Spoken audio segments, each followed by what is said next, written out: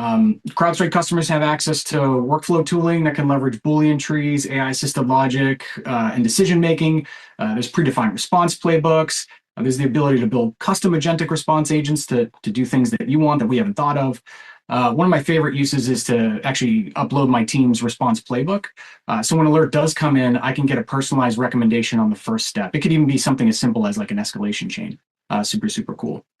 Customers also have access to the commercial LLMs and these agentic flows, so you can kind of let your imagination run a little bit wild. So purpose-built models out of the box, custom-built models by you, or commercial models to help accelerate teams. I always say to people, we think about mean time to remediate or mean time to respond.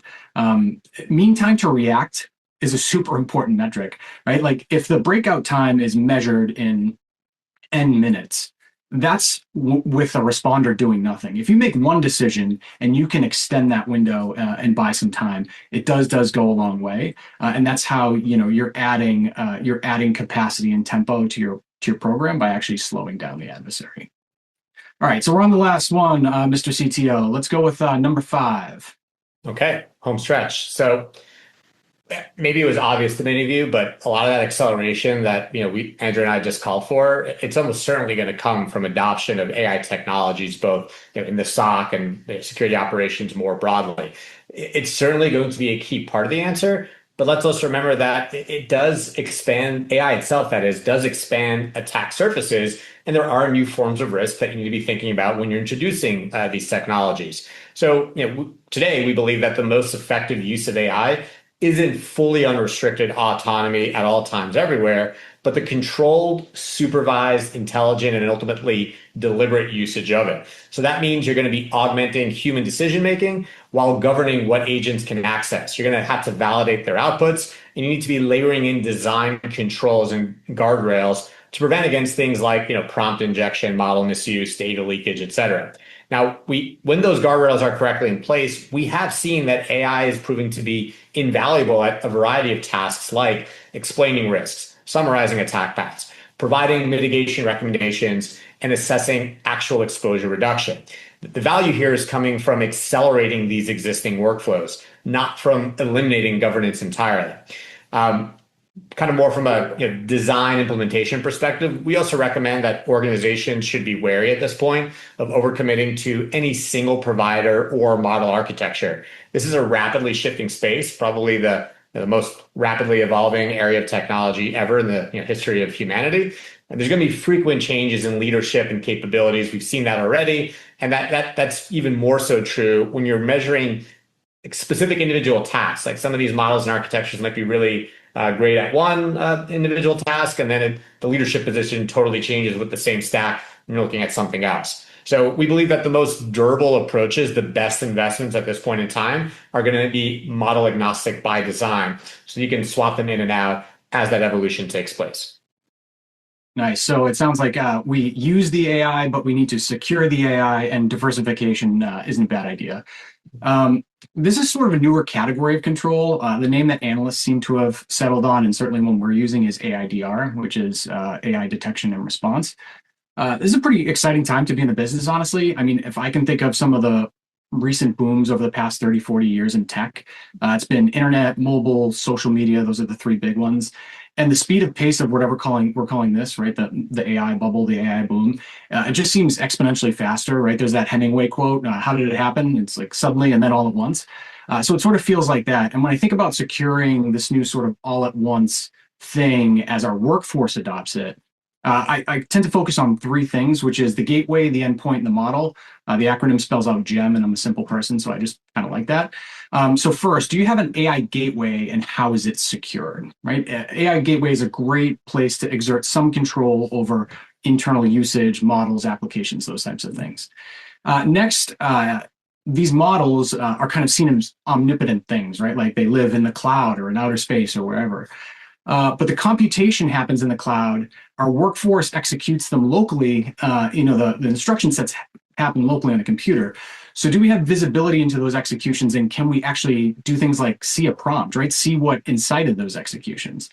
And then lastly, as teams create AI tools and help internal teams sort of spin up or deliver applications to external customers, how do we guard those models and applications to prevent abuse, misuse, or the accidental disclosure of data we don't like?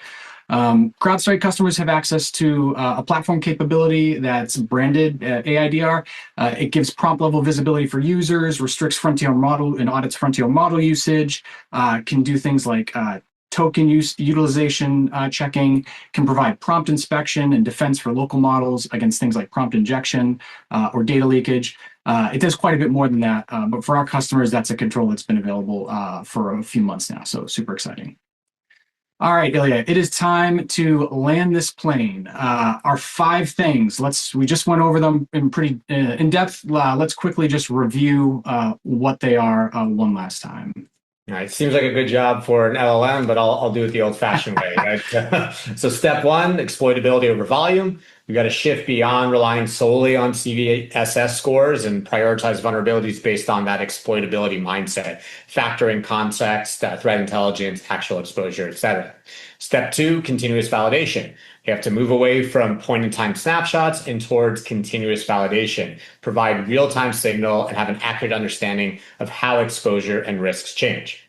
Number 3 is identity and containment. Since things that execute are done so by identities, our focus must be on exerting control over those identities and ensuring we can contain them rapidly when things go sideways to prevent a breach. Number 4, machine speed operations. To absorb the surge in speed and scale of adversary activity, to leverage our capacity, we must accelerate our operations, which includes response, patching, remediation, to achieve machine speed operations and ultimately drive down the time an adversary has to operate unimpeded. And last but not least, number 5, deliberate AI use. The acceleration we need that we just discussed must come from the controlled, supervised, and deliberate usage of AI to augment human decision-making and make sure it's secured across endpoints where they operate, identities that they leverage, and then gateways and models that are driving it all. And I think that concludes the wrap-up. Yeah, those are the recommendations. One more item on the agenda here, and that's to assess readiness. So sort of a brand new announcement, hot off the press. So Ilya, why don't you take us through our Frontier AI Readiness and Resilience Service? Yeah, you're hearing it or watching it first here. So we've just released an AI readiness and resilience service offering, and it delivers a couple of things that I'll quickly overview. Initial program review, ongoing AI-powered scans, prioritization help, guided remediation, and some more. And that's available as of today. And with that, Ilya and I would like to thank you for your time and attendance today. If you would like to discuss any of the concepts we covered, the controls I mentioned, the readiness evaluation, please reach out to your local sales team, or you can just send an email to sales@crowdstrike.com. Or they could troll you on Reddit too, right? Yeah, if that's your preferred medium, go for it. I'm there all the time. We hope you found this valuable. Stay safe out there, and Ilya and I will see you downrange. Have a great day. Thank you, everyone.